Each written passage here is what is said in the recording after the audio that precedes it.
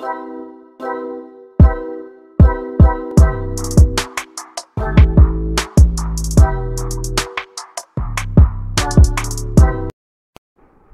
वालेकुम प्यारा ॿारो।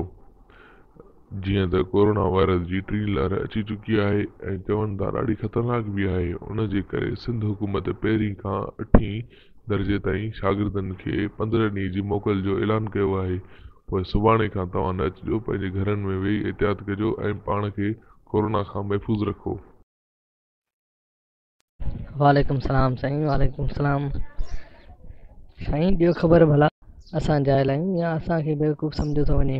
मां तव्हांजी ॻाल्हि न सम्झी पुट, छा था चवणु चाहियो तव्हां? साईं मां सवली सिंधी ॻाल्हाई आहे, अंग्रेज़ी कोन ॻाल्हाई आहे। असीं बिल्कुलु मञूं था कोरोना आहे ऐं एक ख़तरनाक वबा आहे, पर असीं एहतियात बि त कयूं था, SOPs खे फॉलो बि त कयूं था। पोइ बि स्कूल छो था बंदि कया वञनि? मूंखे तव्हां ॿुधायो, स्कूलनि खां वधीक केरु थो SOPs ते अमल करे?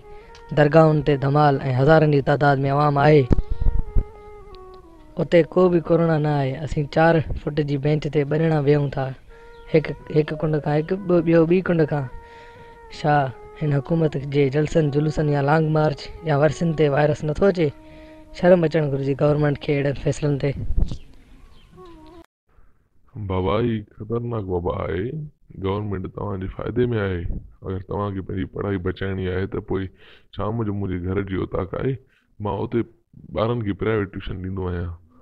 तव्हां बि अचो हुते, 1500 रुपया महीनो फीस अथव, मूंखे ॾियो 1500 रुपया महीनो, मां तव्हांखे हुते पढ़ाईंदुसि। वाह साईं वाह, तमामु ज़बरदस्त। छा तव्हांजे ट्यूशन सेंटर ते कोरोना वायरस न ईंदो आहे? छा तव्हांजी औताक हिन स्कूल जे क्लासनि खां वॾी आहे?